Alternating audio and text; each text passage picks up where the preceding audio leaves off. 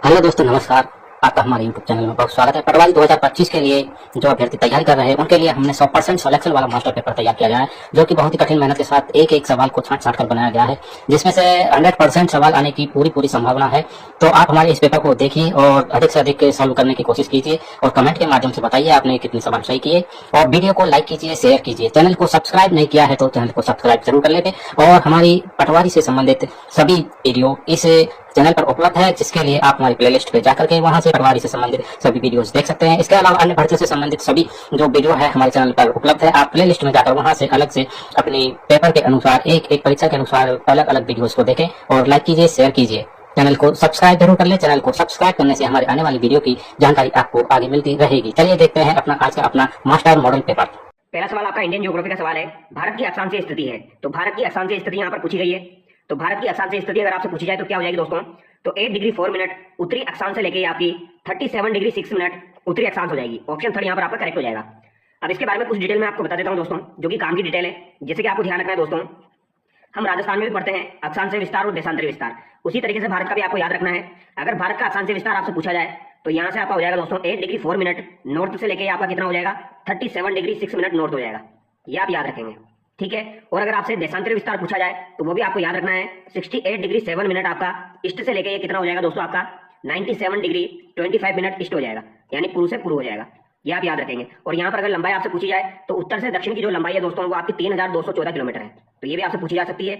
और अगर आपसे पूछी जाए पूर्व से पश्चिम की लंबाई कितनी है तो ये आपकी कितनी हो जाएगी 2933 किलोमीटर हो जाएगी। तो इनका डिफरेंस भी आपसे पूछा जा सकता है। ये 281 का आपका डिफरेंस हो जाएगा। जिस तरीके से राजस्थान का डिफरेंस जो है वो आपका 43 किलोमीटर निकल के आता है, उसी तरीके से यहाँ पर इंडिया का डिफरेंस जो है यहाँ पर अक्षांशीय और देशांतरीय का 281 निकल के आता है। ये आप याद रखोगे, ठीक है। और अगर आपसे पूछा जाए जो आपकी दोस्तों भूमध्य रेखा है, भूमध्य रेखा से जो आपका भारत का दक्षिणतम बिंदु है, तो भारत का जो दक्षिणतम बिंदु है और भूमध्य रेखा के मध्य की लंबाई कितनी है ये भी आपसे पूछी जा सकती है। तो ये आपकी 876 किलोमीटर है, तो ये भी आप याद रखिएगा। ये सवाल भी आपका बन सकता है। तो चलिए दोस्तों आगे बढ़ते हैं। अगला सवाल देखिए, भारत की मानक समय रेखा है, तो भारत की मानक समय रेखा आपकी कौन सी हो जाएगी? तो 82.5 डिग्री पूर्वी देशांतर जो है ये भारत की मानक समय रेखा हो जाएगी। और ये आपके 5 राज्यों से होकर गुजरती है। तो भारत के 5 राज्यों से होकर गुजरेगी। एक तो आपका यूपी है, एमपी से होकर गुजरेगी। इसके अलावा आपकी छत्तीसगढ़ से होकर निकलती है, तो छत्तीसगढ़ भी आप याद रखना। इसके अलावा उड़ीसा से होकर ये निकलेगी, तो उड़ीसा और आंध्र प्रदेश से होकर ये निकलती है। तो यूपी, एमपी, आंध्र प्रदेश, छत्तीसगढ़, उड़ीसा 5 राज्यों से होकर गुजरती है आपकी भारत की मानक समय रेखा 82.5 डिग्री पूर्वी देशांतर। और कर्क रेखा की बात की जाए तो वो 8 राज्यों से होकर गुजरती है भारत के, तो वो भी आप याद रखिए। अगला सवाल देखिए, भारत का उत्तरी पर्वतीय प्रदेश किस प्राचीन भूभाग से संबंधित है? तो भारत का उत्तरी पर्वतीय प्रदेश की बात की जाए तो ये आपके किस भूभाग से संबंधित है? तो उत्तरी पर्वतीय प्रदेश यानी कि हिमालय की बात की जा रही है दोस्तों। तो आपको पता होगा हिमालय की उत्पत्ति किस तरीके से हुई है, तो 33 सागर की भूसन्नति से हुई है दोस्तों। तो यहाँ पर आपका ऑप्शन 2 करेक्ट होगा। अगला सवाल देखिए, निम्न में से कौन सा व्यवस्थापन उत्तर से दक्षिण पर्वत श्रृंखलाओं में उनकी अवस्थिति के अनुसार सही है? तो यहाँ पर कुछ पहाड़ियां दी गई है, जैसे कि पटकाई बुम की पहाड़ियां, मणिपुर हिल की पहाड़ियां, नागा पहाड़ियां, मिजो पहाड़ियां। तो इनको आपको दोस्तों उत्तर से दक्षिण की तरफ क्रम से जमाना है। तो इसको एक बार मैं आपको समझा देता हूँ दोस्तों। जैसे कि आपने देखा होगा भारत का जो पूर्वी हिस्सा है वो किस तरीके से हो जाएगा, एक बार मैं आपको बना के दिखा देता हूँ थोड़ा सा, अगर आपको समझ में आ जाए तो। इस तरीके से आपने देखा होगा दोस्तों, ये भारत का जो है ये पूर्वी हिस्सा है। यहाँ पर आपको कंचनजंगा देखने को मिलती है। कंचनजंगा आपकी सिक्किम में स्थित है दोस्तों, ठीक है। यहाँ पर आपको नामचा बरवा देखने को मिल जाएगी, तो ये नामचा बरवा होता है। यहाँ पर आपको दीपू दर्रा देखने को मिलेगा। यहाँ पर दोस्तों आपकी पटकाई बुम की पहाड़ियां हैं, तो सबसे पहले आपकी पटकाई बुम की पहाड़ी आ जाएगी, ठीक है। फिर पटकाई बुम के बाद में यहाँ पर आपकी नागा की पहाड़ी आती है, तो यहाँ पर आपकी दूसरे नंबर पर नागा की पहाड़ी आ जाएगी। उसके बाद आपकी दोस्तों मणिपुर की पहाड़ी यहाँ पर आती है, और यहाँ पर आपकी लोकटक झील हो जाएगी। तो यहाँ पर फिर आपकी मणिपुर की पहाड़ी हो जाएगी, यानी कि तीसरे नंबर पर आपकी मणिपुर की पहाड़ी आ जाएगी। और यहाँ पर सबसे एंड में आपकी मिजो हिल्स आती है, तो यहाँ पर आपकी मिजो हिल्स हो जाएगी। तो यहाँ पर आपका राइट आंसर क्या हो जाएगा दोस्तों? 1/3। इसके अलावा आपका हो जाएगा 1/3, 2 और 4, यानी कि ऑप्शन 4 यहाँ पर आपका करेक्ट हो जाएगा। तो ये आपको याद रखना है। अगला सवाल देखिए, पीर पंजाल, धौलाधर, नाग टिब्बा, महाभारत पर्वत श्रेणियां हिमालय के किस उपभाग में पाई जाती है? तो पीर पंजाल की बात की जाए, चाहे धौलाधर की बात की जाए, नाग टिब्बा की बात की जाए और महाभारत की बात की जाए, तो ये सभी की सभी जो है दोस्तों ये आपकी कहां पर पाई जाएगी? ये लघु हिमालय में पाई जाएगी। धौलाधर जो है दोस्तों ये आपकी कहां पर पाई जाएगी, ये भी आपको ध्यान रखना है। एक तो आपकी धौलागिरी है, ठीक है, एक तो आपकी क्या हो जाएगी दोस्तों धौलागिरी हो जाएगी, और एक आपकी धौलाधर हो जाएगी। धौलाधर जो है ये तो आपकी हिमाचल प्रदेश में पाई जाएगी, और धौलागिरी जो है दोस्तों ये आपकी कहां पर पाई जाती है? नेपाल में पाई जाती है। और नाग टिब्बा भी आपकी नेपाल में हो जाएगी, महाभारत भी आपकी नेपाल में हो जाएगी।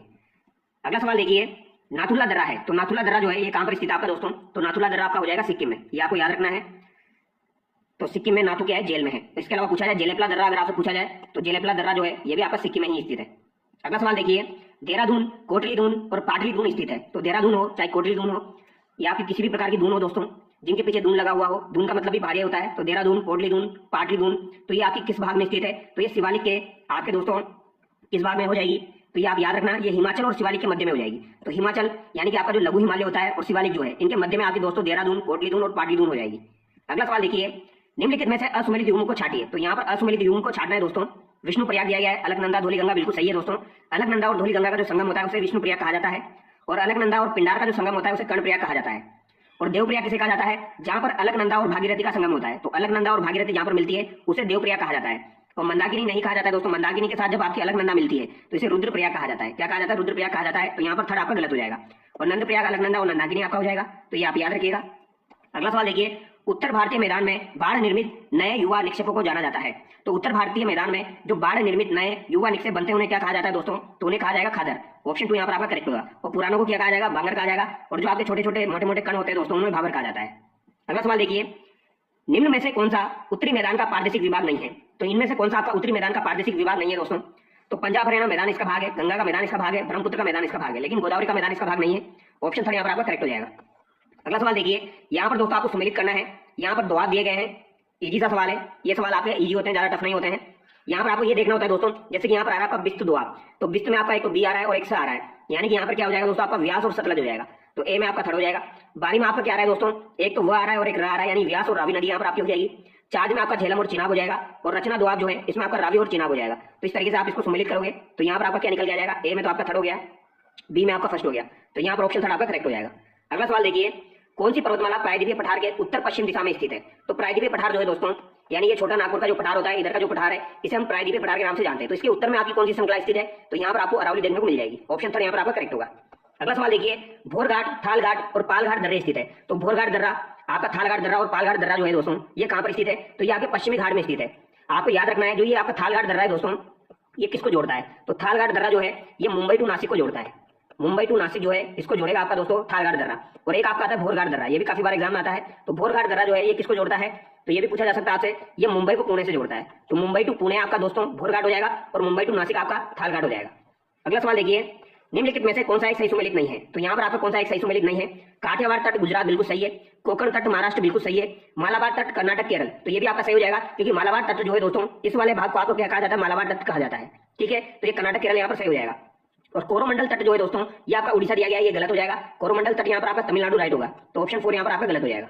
अगला सवाल देखिए, भारत में पथरीले द्वीप पाए जाते हैं। तो भारत में पथरीले द्वीप आपके कहां पर पाए जाते हैं? तो ये भी आपका महत्वपूर्ण सवाल है। तो ये कहां पर पाए जाएंगे? पश्चिमी तट पर पाए जाते हैं। अगला सवाल देखिए, निम्नलिखित में से भारत में अदरक का प्रमुख उत्पादक राज्य है। तो भारत में अदरक का प्रमुख उत्पादक राज्य आपका कौन सा हो जाएगा? तो ये आपका आंध्र प्रदेश हो जाएगा। अदरक का उत्पादक राज्य आपका आंध्र प्रदेश हो जाएगा। अंडमान और निकोबार का कौन सा जल क्षेत्र अलग करता है? तो अंडमान और निकोबार जो है दोस्तों इसको कौन सा जल क्षेत्र आपका अलग करता है? तो ये 10 डिग्री चैनल आपको इसको अलग करेगा। ये आपको याद रखना है। देखो इसको कैसे याद रखते हैं मैं आपको बता देता हूँ। आपको एक ट्रिक याद रखनी है, मामी लक्ष्मी छोटी कार। मामी लक्ष्मी छोटी कार, ये ट्रिक आपको याद रखनी है। मामी लक्ष्मी छोटी कार, यहाँ पर तो आपको लगा देना है 8 डिग्री, यहाँ पर लगा देना है आपको 9 डिग्री, और यहाँ पर लगा देना है आपको 10 डिग्री। ठीक है, मामी से क्या हो जाएगा? यहाँ पर आपका दोस्तों एक तो मिनिकाय हो जाएगा। ठीक है, ये आपको ध्यान रखना है। एक मालदीव आपका हो जाएगा। तो मालदीव और मिनिकाय के मध्य में आपका 8 डिग्री हो गया। यहाँ पर लक्षद्वीप और मिनिकाय के बीच में आपका 9 डिग्री हो गया। और छोटी कार यानी छोटा अंडमान और निकोबार जो है इसके मध्य में आपका 10 डिग्री हो जाएगा। तो छोटा अंडमान यानी लिटिल अंडमान और निकोबार के मध्य में आपका 10 डिग्री हो जाएगा। तो यहाँ पर ऑप्शन 2 आपका करेक्ट हो गया। अगला सवाल देखिए, उकाई जल विद्युत परियोजना कौन सी नदी पर विकसित की गई? तो उकाई जल विद्युत परियोजना जो है दोस्तों ये आपकी गुजरात में हो जाएगी, और ये तापी नदी पर आपकी विकसित की गई है। अगला सवाल देखिए, उत्तरी भारत में शीतकालीन वर्षा का कारण है। तो उत्तरी भारत में जो आपकी शीतकालीन वर्षा होती है इसका प्रमुख कारण आपका क्या हो जाएगा? तो ये पश्चिमी चक्रवाती विक्षोभ हो जाएंगे। ऑप्शन 3 यहाँ पर करेक्ट होगा।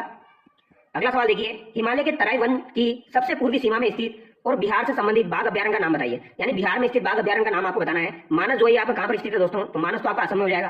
तो ये तो वैसे गलत हो गया। वाल्मीकि आपका बिहार में, ये बात बिल्कुल सही है। वाल्मीकि जो है ये आपका बिहार में हो जाएगा दोस्तों। पलामू जो है ये कहां पर है? पलामू तो आपका झारखंड में है। तो पलामू आपका झारखंड में हो जाएगा। और बक्सा आपका कहां पर है? तो ये पश्चिम बंगाल में। यहाँ पर क्या पूछा गया है? हिमालय के तराई वन क्षेत्र की सबसे पूर्वी सीमा में स्थित और बिहार से संबंधित अभ्यारण्य वाल्मीकि आपका हो जाएगा। ऑप्शन 2 यहाँ पर आपका करेक्ट होगा। ठीक है, अगला सवाल देखिए, निम्नलिखित में से कौन आहार श्रृंखला का निर्माण करते हैं? तो कौन आहार श्रृंखला का निर्माण करते हैं? तो यहाँ पे कौन करेंगे दोस्तों? तो घास, बकरी और मानव। ऑप्शन 2 यहाँ पर आपका करेक्ट होगा। अगला सवाल देखिए, निम्न को सम्मिलित कीजिए। और ऐसा सवाल आप यकीन मानिए एग्जाम में आपको जरूर देखने को मिलेगा। इसको आप ढंग से समझ लेना, इसको याद कर लेना दोस्तों। राउरकेला जो है ये आपका कहां का हो जाएगा? उड़ीसा का हो जाएगा। ठीक है, और ये किसके सहयोग से विकसित किया गया? तो ये जर्मनी के सहयोग से विकसित किया गया। इसे कैसे याद रखोगे? इस तरीके से याद रखिए आप, राउरकेला उड़ीसा में हो जाएगा, जर्मनी के सहयोग से विकसित किया गया। ठीक है, दुर्गापुरा जो है ये आपका पश्चिम बंगाल में हो जाएगा, और ये आपका ब्रिटेन के सहयोग से विकसित किया गया। ये आपका ब्रिटेन के सहयोग से विकसित किया गया। ठीक है, भिलाई जो है आपका छत्तीसगढ़ में हो जाएगा। ये आपके रूस के सहयोग से विकसित किया गया। और झेलम जो हो जाएगा ये आपका तमिलनाडु में हो जाएगा। तो यहाँ पर अगर आप सम्मिलित करोगे तो आपका राइट आंसर क्या हो जाएगा दोस्तों, तो मिलान करके देख लो आप एक बार। तो यहाँ पर ऑप्शन 2 आपका करेक्ट हो जाएगा। अगला सवाल देखिए, निम्न में से परमाणु ऊर्जा संयंत्र स्थान असुमेलित युग में है। तो यहाँ पर कौन सा परमाणु ऊर्जा स्थान असुमेलित है? तारापुर महाराष्ट्र बिल्कुल सही है, रावतबाड़ा राजस्थान सही है, काकरापार गुजरात सही है, लेकिन कल्पकम कर्नाटक जो दिया गया ये गलत हो जाएगा, क्योंकि कल्पकम आपका कहाँ पर है दोस्तों, तो कल्पकम आपका जो है ये तमिलनाडु में है। कल्पकम कहाँ पर हो जाएगा आपका, तमिलनाडु में हो जाएगा। अगला सवाल देखिए, निम्नलिखित में से हरित ग्रह प्रभाव के लिए उत्तरदायी गैसों का अवरोही क्रम है। तो हरित ग्रह प्रभाव के लिए उत्तरदायी गैसों का अवरोही क्रम आपका क्या हो जाएगा, तो ये भी आपसे पूछा जा सकता है दोस्तों, इंपॉर्टेंट सवाल है। कार्बन डाइऑक्साइड सबसे पहले नंबर पर आ जाएगी, फिर आपकी मीथेन आ जाएगी, फिर आपका दोस्तों क्लोरोफ्लोरोकार्बन आ जाएगा, फिर आपका हाइड्रोजन ऑक्साइड आ जाएगा। यहाँ पर तो आपका 1 2 3 4 करेक्ट हो जाएगा दोस्तों, ठीक है। तो यहाँ पर आपका राइट आंसर क्या हो जाएगा, ये आपको याद रखना है, इंपॉर्टेंट सवाल है। तो यहाँ पर ऑप्शन 1 यहाँ पर करेक्ट हो जाएगा। अगला सवाल देखिए, निम्नलिखित में से कौन सा जैव मंडलीय सुरक्षित क्षेत्र राज्य सही सुमेलित नहीं है। तो कौन सा यहाँ पर सही सुमेलित नहीं है, मानस असम हो जाएगा। सिमलीपाल जो है ये आपका दोस्तों उड़ीसा में है। सिमलीपाल कहाँ पर है, ये आपका उड़ीसा में हो जाएगा। ये भी आपका 107वां दोस्तों आपका टाइगर रिजर्व बना है, वन्यजीव अभ्यारण्य बना है, सॉरी 107वां, ये आप याद रखेंगे। कंचनजंगा सिक्किम में है, दूधवा आपका उत्तर प्रदेश में है। तो यहाँ पर 2 आपका गलत हो जाएगा। अगला सवाल देखिए, पारिस्थितिक तंत्र में ऊर्जा का प्रवाह सदैव होता है। तो ऊर्जा का प्रवाह सदैव आपका एक दिशी होता है। निम्न में से अंतर्राष्ट्रीय ओजोन दिवस घोषित किया गया। तो अंतर्राष्ट्रीय ओजोन दिवस आपका कब मनाया जाता है, तो ये 16 सितंबर को मनाया जाता है। ग्रीन मफलर संबंधित है, ये भी आपका अच्छा सवाल है, काफी बार एग्जाम में आता है। आपका ग्रीन मफलर संबंधित है, और ग्रीन समझ के लोग क्या कर देते हैं, हरित प्रदूषण कर देते हैं। तो ग्रीन मफलर का मतलब होता है दोस्तों, जैसे हमारी गाड़ी चलती है, हमारी बाइक हम चलाते हैं या फिर कार चलाते हैं, तो उससे साउंड उत्पन्न होता है। तो अगर हम यहाँ पर पेड़ लगा देंगे तो वो साउंड थोड़ा कम होगा, तो इसे ग्रीन मफलर कहा जाता है। तो ये ध्वनि प्रदूषण से संबंधित है। किससे संबंधित है, आपका ध्वनि प्रदूषण से संबंधित है। अगला सवाल देखिए, निम्नलिखित में से कौन सी गैसें अम्लीय वर्षा के लिए मुख्यतः उत्तरदायी है। तो अम्लीय वर्षा के लिए मुख्यतः उत्तरदायी गैस आपकी कौन सी हो जाएगी, ये भी आपका महत्वपूर्ण सवाल है, काफी बार आता रहता है। तो सल्फर डाइऑक्साइड और आपकी नाइट्रोजन ऑक्साइड जो है दोस्तों, ये अम्लीय वर्षा के लिए उत्तरदायी होती है। तो आप याद रखेंगे SO2, इसके अलावा नाइट्रोजन ऑक्साइड। तो यहाँ पर ये दोनों जो है ये अम्लीय वर्षा के लिए उत्तरदायी है। अगला सवाल देखिए, क्योटो प्रोटोकॉल जो कि एक अंतर्राष्ट्रीय समझौता है संबंधित है। तो क्योटो प्रोटोकॉल जो है दोस्तों, ये आपका किससे संबंधित है, ये आपसे पूछा गया है। देखो 2 चीजें होती है, एक तो आपका है मॉन्ट्रियल प्रोटोकॉल, एक तो क्या है दोस्तों, मॉन्ट्रियल प्रोटोकॉल, एक है आपका क्योटो प्रोटोकॉल। मॉन्ट्रियल प्रोटोकॉल जो है दोस्तों, ये भी आपका ओजोन संरक्षण से ही संबंधित है। ये आपका दोस्तों कब हुआ था, तो ये 1987 में हुआ था।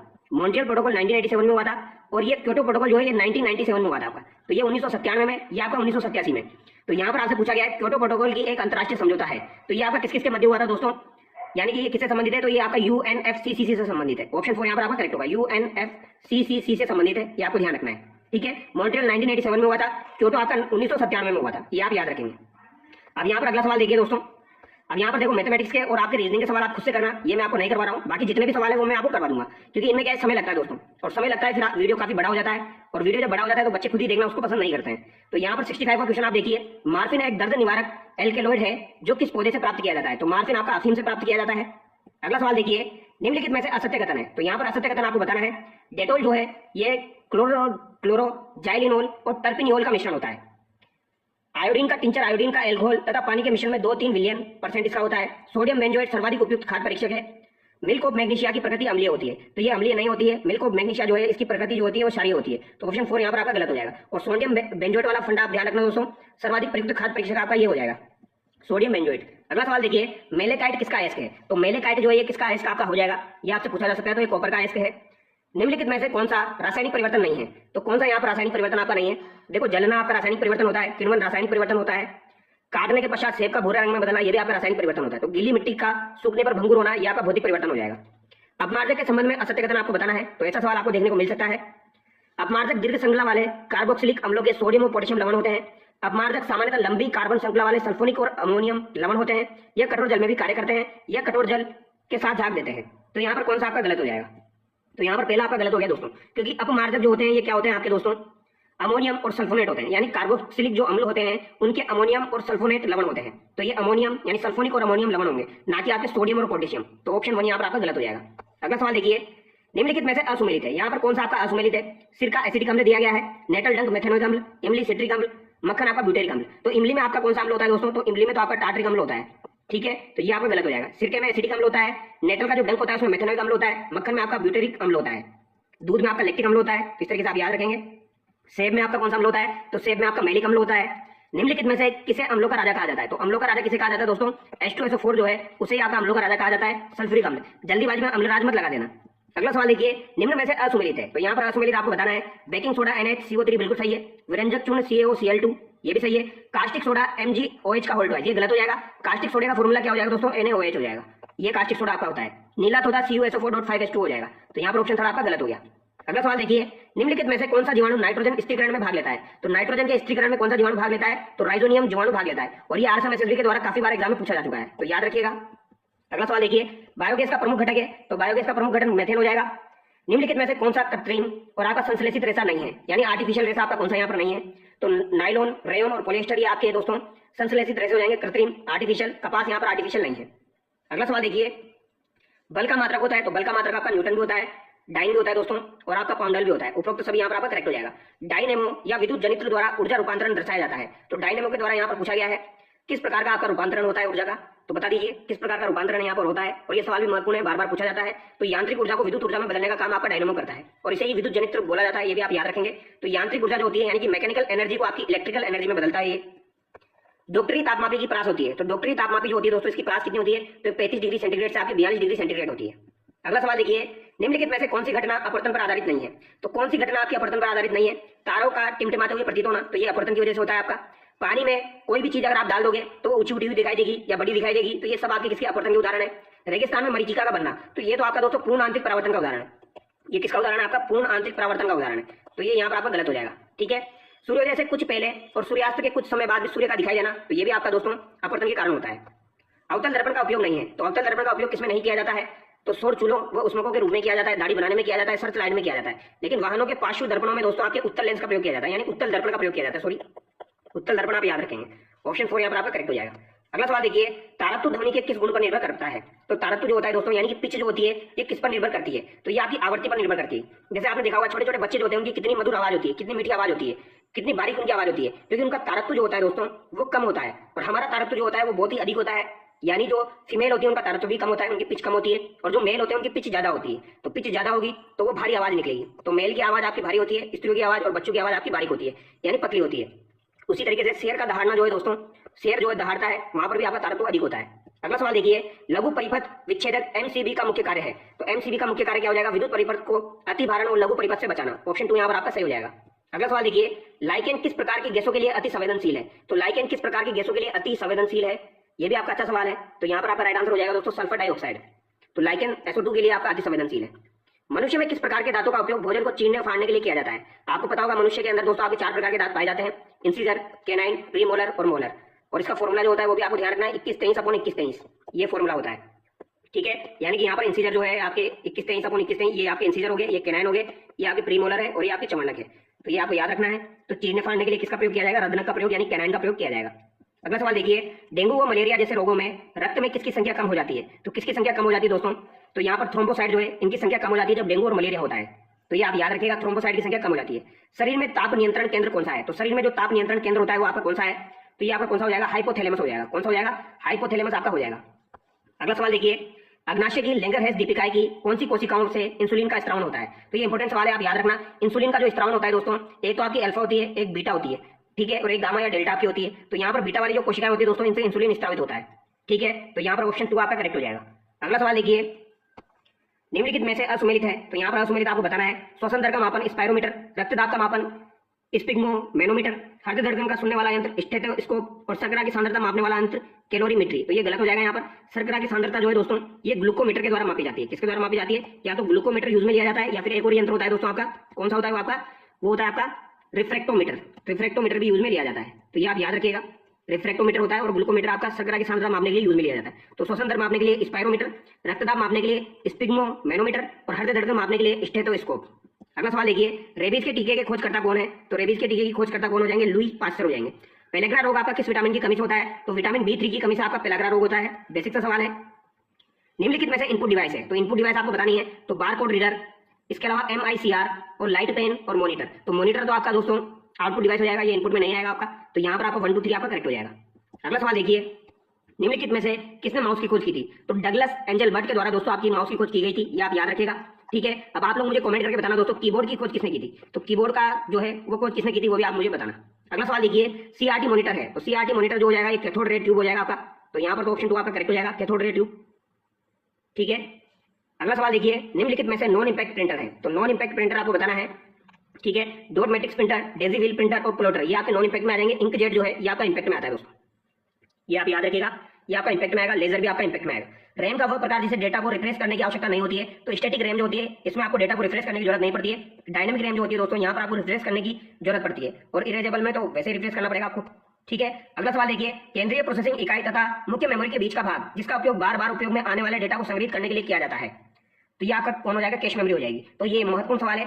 सीपीयू जो होता है आपका और मुख्य मेमोरी जो होती है, ठीक है, मेन मेमोरी और सीपीयू के बीच का भाग जिसका उपयोग बार बार उपयोग में आने वाले डेटा को संग्रहित करने के लिए किया जाता है, तो ये आपकी कैश मेमोरी हो जाएगी। सेकेंडरी स्टोरेज मीडिया से हार्ड डिस्क में सॉफ्टवेयर प्रोग्रामों को कॉपी करने की प्रक्रिया को क्या कहते हैं? तो सेकेंडरी स्टोरेज डिवाइस से हार्ड डिस्क में आपने सॉफ्टवेयर कॉपी मार लिया तो इसे क्या कहेंगे? इंस्टॉलेशन कहेंगे। ठीक है, यानी कि आपने इंस्टॉल कर लिया। अगला सवाल देखिए, डिस्क को ट्रैकों और सेक्टरों में विभाजित करने की प्रक्रिया क्या कहलाती है? तो आपके ट्रैक होते हैं और आपके सेक्टर होते हैं, इनको विभाजित करने की प्रक्रिया आपकी फॉर्मेटिंग कहलाती है। कंप्यूटर की आईक्यू कितनी होती है दोस्तों? तो हर इंसान की आईक्यू अलग अलग होती है, इसी प्रकार कंप्यूटर की भी आईक्यू होती है। तो कंप्यूटर की आईक्यू क्या होती है? ये आपसे पूछा गया है, तो 0 होती है, 0 होती है। ठीक है, याद रखिएगा 0। नवंबर 2020 तक भारत में निर्मित सबसे तेज सुपर कंप्यूटर है, तो सबसे तेज सुपर कंप्यूटर 2020 तक आपका एआई सिद्धि हो जाएगा। एआई सिद्धि जो है ये 2020 तक आपका भारत में निर्मित सबसे तेज सुपर कंप्यूटर है। भारत में पहला कंप्यूटर कहाँ स्थापित किया गया था? तो यहाँ पर कोलकाता में स्थापित किया गया था भारतीय सांख्यिकीय संस्थान के द्वारा। अगला सवाल देखिए, द्वितीय पीढ़ी के कंप्यूटर में प्रयुक्त भाषा थी। तो इस सवाल में मुझे थोड़ा डाउट लग रहा है दोस्तों, अगर आपको इसका आंसर पता है तो आप कमेंट करके बताना, क्योंकि द्वितीय पीढ़ी के कंप्यूटर में कौन सी भाषा आपकी प्रयुक्त में ली गई थी। तो यहाँ पर इसका आंसर आप कमेंट करके बताना। ठीक है, आपके नोट्स चेकआउट करके इसका आंसर आप कमेंट करके बताएंगे। अगला सवाल देखिए, एनालॉग कंप्यूटर के बारे में सही कथनों का चयन कीजिए। यह कंप्यूटर अंकों पर कार्य न करते हुए भौतिक रूप से उपलब्ध डेटा पर सीधे कार्य करते हैं। तो यह कंप्यूटर ऐसे होते हैं जो कि अंकों पर कार्य नहीं करते हैं, ये डायरेक्ट भौतिक रूप से उपलब्ध डेटा पर सीधे कार्य करते हैं। स्पीडोमीटर, घड़ियां, विद्युत मीटर, थर्मामीटर एनालॉग कंप्यूटर के उदाहरण है। तो ये बात भी सही है, यानी कि यहाँ पर आपके दोनों कथन बिल्कुल सही हो जाएंगे। तो ऑप्शन सी करेक्ट होगा। हस्तलिखित रूप से डेटा को इनपुट करने के लिए प्रयुक्त होता है। तो हाथ से आपको दोस्तों डेटा को इनपुट करना है, तो इसके लिए क्या प्रयुक्त में लिया जाएगा? ये भी आपका महत्वपूर्ण सवाल बनता है। बताइए इसका राइट आंसर क्या हो जाएगा? तो ये डिजिटाइजर जो है दोस्तों, डिजिटाइजर जो है ये आपका हस्तलिखित रूप से डेटा को इनपुट करने के लिए प्रयुक्त में लिया जाता है। इसमें से कौन सा विकल्प प्रोसेस की गई सूचना को यूजर के लिए उपयोगी स्वरूप में रूपांतरित और प्रस्तुत करता है? तो ये आपका कौन सा हो जाएगा दोस्तों? यानी कि यूजर के लिए जो है वो उपयोगी स्वरूप में रूपांतरित और प्रस्तुत करता है, तो ये आपकी कौन सी यूनिट हो जाएगी? आउटपुट यूनिट हो जाएगी। अगला सवाल देखिए, फ्लैश मेमोरी जो होती है दोस्तों, इसके संदर्भ में निम्न कथनों पर आपको विचार करना है। तो फ्लैश मेमोरी के बारे में यहाँ पर दिया गया है। पहला कथन देखिए, यह एक प्रकार की इलेक्ट्रॉनिक और नॉन वोलेटाइल मेमोरी है। इसमें डेटा को मिटाकर दोबारा प्रोग्राम किया जा सकता है, और एसएसडी इसका एक उत्कृष्ट उदाहरण है। तो ये यहाँ पर तीनों कथन आपके सही हो जाएंगे दोस्तों। याद रखना है आपको, फ्लैश मेमोरी जो होती है ये इलेक्ट्रॉनिक और नॉन वोलेटाइल मेमोरी होती है आपकी, और इसमें डेटा को मिटाकर दोबारा प्रोग्राम किया जा सकता है। अगला सवाल देखिए, यहाँ पर आपको बताना है दोस्तों कौन सा आपका सही है। बताइए, एक प्रकार का कम्युनिकेशन इंटरफेस है जिसका उपयोग विशेष प्रकार से म्यूजिक उपकरणों में साउंड कार्ड के जोड़ने हेतु किया जाता है। तो साउंड कार्ड से जोड़ने हेतु किया जाता है म्यूजिक उपकरणों को, तो ये आपका MIDI हो जाएगा। अगला सवाल देखिए, निम्न में से कंप्यूटर की विशेषता है। तो कंप्यूटर की विशेषता एक्यूरेसी हो जाएगी, वर्सेटिलिटी हो जाएगी, डेलीगेसी हो जाएगी, उपयुक्त सब यहाँ पर करेक्ट होगा। रोम की किस प्रकार की डेटा केवल का एक बार अंकन किया जाता है? तो ऐसी कौन सी डेटा है आपकी रोम की जिसका एक बार ही अंकन किया जा सकता है? तो ये आपकी EEP रोम हो जाएगी। ठीक है, तो रोम की किस प्रकार पर डेटा केवल एक ही बार अंकन किया जा सकता है? तो ये EEP रोम हो जाएगी आपकी। अगला सवाल देखिए, निम्न में से कौन सा पहला मेन फ्रेम कंप्यूटर है? तो पहला मेन फ्रेम कंप्यूटर आपका कौन सा हो जाएगा दोस्तों? तो ये ENIAC हो जाएगा, जो कि आपकी दूसरी पीढ़ी में बनाया गया। ठीक है, ऑप्शन सर यहाँ पर आपका करेक्ट होगा। अगला सवाल देखिए, निम्न में से सत्य कथन है। तो यहाँ पर सत्य कथन आपको बताना है, सेकेंडरी मेमोरी में संग्रहित डेटा और निर्देशों को प्राथमिक मेमोरी की तुलना में एक्सेस करने में अधिक समय लगता है। Hard disk, CD ROM, optical disk drive direct access विधि का उपयोग करते हैं। तो यहाँ पर कौन सा आपका दोस्तों सही हो जाएगा, ये आपको बताना है। तो यहाँ पर दोनों कथन आपके सही है। सेकेंडरी मेमोरी जो होती है उसमें संग्रहित डेटा और निर्देश को प्राथमिक मेमोरी की तुलना में एक्सेस करने में अधिक समय लगता है, तो सेकेंडरी में अधिक समय लगता है। और hard disk, CD ROM, optical disc जो है वो इसी एक्सेस विधि का उपयोग करते हैं। अगला सवाल देखिए, असुमेलित का चयन करना है। सेकेंडरी मेमोरी दी गई है डिस्केट, ऑप्टिकल संग्रहण CD रोम, आंतरिक मेमोरी मेमोरी कार्ड, लघुत्तम स्मृति इकाई बिट। तो यहाँ पर आंतरिक मेमोरी मेमोरी कार्ड जो दिया गया है ये गलत हो जाएगा। अगला सवाल देखिए, डेटा को शीघ्र रिकॉल करने के लिए मैग्नेटिक टेप उपयुक्त नहीं है क्योंकि यह है। तो ये क्या हो जाएगी दोस्तों आपकी? मैग्नेटिक टेप जो होती है दोस्तों ये आपकी क्या हो जाएगी? तो ये सीक्वेंशियल एक्सेस मीडियम हो जाएगी। आपने देखा होगा जो मैग्नेटिक टेप होती है यानी कि उसमें सीक्वेंस से डेटा चलता है आपका, आप डायरेक्टली किसी भी जगह जाके उसको ऑन नहीं कर सकते हो, सीक्वेंस से चलेगा। तो ये सीक्वेंशियली एक्सेस मीडियम आपका हो जाएगा। अगला सवाल देखिए, इंटीग्रेटेड सर्किट यानी कि IC का आविष्कार किसके द्वारा किया गया था? तो ये JL किल्की या JS किल्बी के द्वारा किया गया था। अगला सवाल देखिए, CPU में CMOS चिप का उद्देश्य क्या होता है? तो CMOS का उद्देश्य आपका क्या हो जाएगा? सिस्टम की सूचनाओं जैसे समय तथा तिथि को सहेजना। ऑप्शन 2 सही हो जाएगा। माइक्रो प्रोसेसर के संबंध में निम्न कथनों पर विचार कीजिए। तो ये कुछ कथन दिए गए हैं माइक्रो प्रोसेसर से संबंधित, ये आपको बताने हैं। माइक्रो प्रोसेसर के आविष्कार से पहले कंप्यूटर का परिपथ ट्रांजिस्टरों के संयोजन से बनाया गया था। तो ये बात सही है। सबसे पहला माइक्रो प्रोसेसर इंटेल 4004 हो जाएगा, और ये तो वेरी इंपॉर्टेंट है, आपको ध्यान रखना है, काफी बार आ चुका है ये इंटेल 4004। माइक्रो प्रोसेसर की आंतरिक संरचना में CU, रजिस्टर तथा ALU पाए जाते हैं। तो ये तीनों कथन यहाँ पर आपके सही हो जाएंगे। अगला सवाल देखिए, जो व्यक्ति कंप्यूटर इनपुट के लिए अपने हाथों का प्रयोग नहीं कर सकते हैं उसकी सहायता निम्न में से कौन सा सॉफ्टवेयर कर सकता है? तो ये आपका कौन सा सॉफ्टवेयर करेगा दोस्तों? Speech recognition. यहाँ पर ऑप्शन 2 आपका करेक्ट होगा। अगला सवाल देखिए, जब एक ही समय में एक से अधिक व्यक्ति एक केंद्रीय कंप्यूटर का उपयोग करते हैं तो क्या आवश्यक है? तो यहाँ पर क्या आवश्यक है? आपका टर्मिनल आवश्यक है। अगला सवाल देखिए, निम्न में से कौन से क्रमशः लाइन प्रिंटर तथा पेज प्रिंटर है? तो लाइन प्रिंटर और पेज प्रिंटर यहाँ पर पूछा है। लाइन प्रिंटर तो आपका ड्रम प्रिंटर हो जाएगा, जो कि लाइन बाय लाइन आपका प्रिंट करता है, और आपका लेजर प्रिंटर जो है ये पेज प्रिंटर आपका हो जाएगा। ऑप्शन 3 यहाँ पर आपका करेक्ट होगा। कैप्स लॉक जैसे कीबोर्ड के फीचर को शुरू या बंद करने वाले बटन को क्या कहते हैं? तो कैप्स लॉक किसके अंतर्गत आता है? तो नेविगेशन की के अंतर्गत तो नहीं आता है, ये आपका टोंगल की के अंतर्गत आता है। ऑप्शन 4 यहाँ पर आपका करेक्ट होगा। स्पेशल पर्पज की के अंदर भी ये नहीं आता है। अब ये करंट के कुछ सवाल है। हाल ही में स्टार्टअप महाकुंभ 2025 का आयोजन कहाँ किया गया? तो ये नई दिल्ली में आपका किया गया था, स्टार्टअप महाकुंभ 2025। हाल ही में जारी पंचायत उन्नति सूचकांक के संबंध में निम्नलिखित कदमों पर विचार कीजिए। यह नीति आयोग द्वारा जारी किया गया तो गलत बात है, ये पंचायती राज मंत्रालय के द्वारा जारी किया गया है। इस सूचकांक में सर्वाधिक ए ग्रेड पंचायतों के साथ गुजरात शीर्ष स्थान पर रहा, तो ये गुजरात आप याद रखना। ऑप्शन 2 यहाँ पर आपका सही है, यानी 2 कथन यहाँ पर आपका सही है। राजस्थान की सभी पंचायतें इस सूचकांक की अचीवर श्रेणी में सम्मिलित रही, तो ये बात गलत हो जाएगी। राजस्थान की तो कोई सी पंचायत को स्थान नहीं मिला यहाँ पर, ठीक है। ऑप्शन 2 यहाँ पर ऑप्शन 3 करेक्ट होगा, यानी केवल 2। अगला सवाल देखिए, एकीकृत वक्फ प्रबंधन अधिकारिता दक्षता और विकास अधिनियम 2025 के संबंध में निम्नलिखित कदमों पर विचार करना है। इसके अनुसार वक्फ बोर्ड और केंद्रीय वक्फ परिषद में कम से कम 2 मुस्लिम महिलाओं का होना आवश्यक है। ये बात बिल्कुल सही है, कम से कम 2 मुस्लिम महिलाओं का होना आवश्यक है। वक्फ संपत्ति से संबंधित स्वामित्व विवाद निपटान और आपके संरक्षण जिला कलेक्टर द्वारा किया जाएगा। तो कोई भी विवाद हो जाता है तो उसका निपटान जो है वो जिला कलेक्टर के द्वारा किया जाएगा, ये बात भी सही है। ट्रिब्यूनल के फैसले को केवल 45 दिनों के भीतर ही हाईकोर्ट में चुनौती दी जा सकती है, तो ये बात गलत है दोस्तों। यहाँ पर केवल 1 और 2 आपका सही है।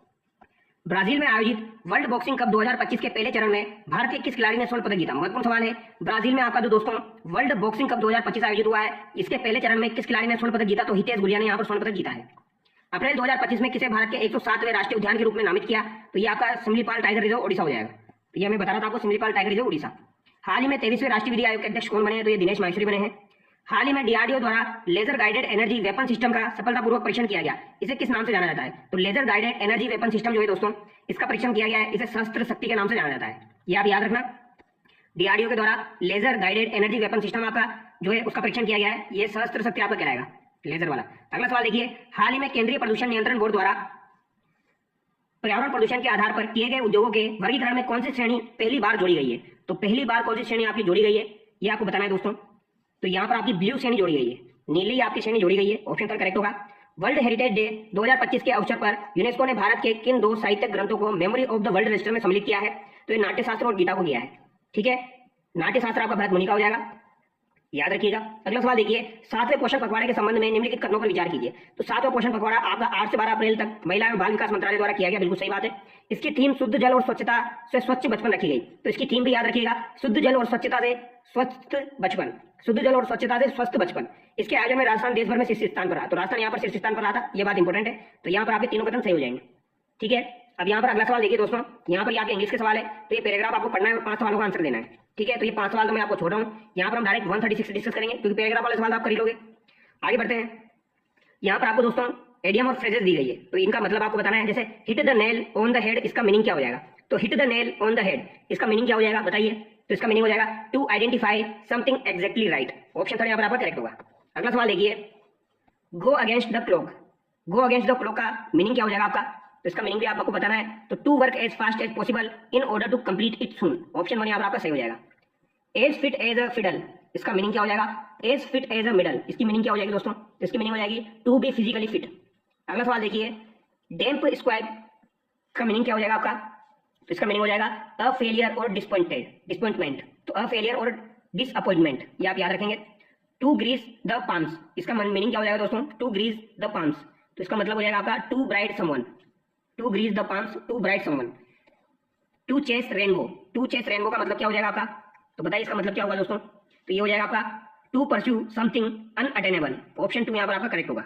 अगला सवाल देखिए, डेविल्स एडवोकेट मीन्स क्या हो जाएगा आपका? तो इसका भी मीनिंग बताना है। ये सारे सवाल आपके एडम एंड फ्रेजेस के पूछे गए यहाँ पर। तो समवन विद पोटेंशियल और talent that is not yet fully developed और रिकॉग्नाइज्ड। ऑप्शन 2 यहाँ पर आपका सही हो जाएगा। टू क्राई फॉल मीन्स क्या हो जाएगा दोस्तों? तो टू क्राई फॉल्स का मीनिंग क्या हो जाएगा यहाँ पर? ये हो जाएगा आपका to complain about something being unfair. तो to complain about something being unfair, ये आप याद रखना, इंपॉर्टेंट हो सकता है। अगला सवाल देखिए, which of the flowing phrases means ignoring problems intentionally. तो इग्नोरिंग प्रॉब्लम्स इंटेंशनली यानी कि turning a blind I, turning a blind I. Few and far between, तो फ्यू एंड फार बिटवीन इसका मतलब क्या हो जाएगा? रेयर और नॉट फ्रीक्वेंट मीन्स। ऑप्शन 2 यहाँ पर आपका सही हो जाएगा। अगला सवाल देखिए, to give a cold shoulder. तो to give a cold shoulder का मतलब क्या हो जाएगा दोस्तों? इसका मतलब हो जाएगा टू इग्नोर समवन डेलिबरेटली, यानी to ignore someone deliberately. Option 1 यहाँ पर आपका सही हो जाएगा, to give a cold shoulder. Harm's way, harm's way का मतलब क्या हो जाएगा दोस्तों, हार्म वेज, तो इसका मतलब आपका हो जाएगा यहाँ पर अ डेंजरस और रिस्की सिचुएशन। ऑप्शन 4 यहाँ पर आपका करेक्ट होगा। Have your head in the clouds, तो have your heads in the clouds ये हो जाएगा आपका टू बी अनरियलिस्टिक। तो have you your head in the clouds, तो ये हो जाएगा टू बी अनरियलिस्टिक। अगला सवाल देखिए आपका, इन अ नटशेल, ये काफी बार पूछा जाता है आपका। इन अ नटशेल का मतलब क्या हो जाएगा दोस्तों, ये हो जाएगा आपका ब्रीफली। इन अ नटशेल यानी briefly. Which of the flowing means something very expensive, तो ये समथिंग वेरी एक्सपेंसिव का मतलब आपका हो जाएगा cost and arm and a leg. तो cost and arm and a leg, तो ये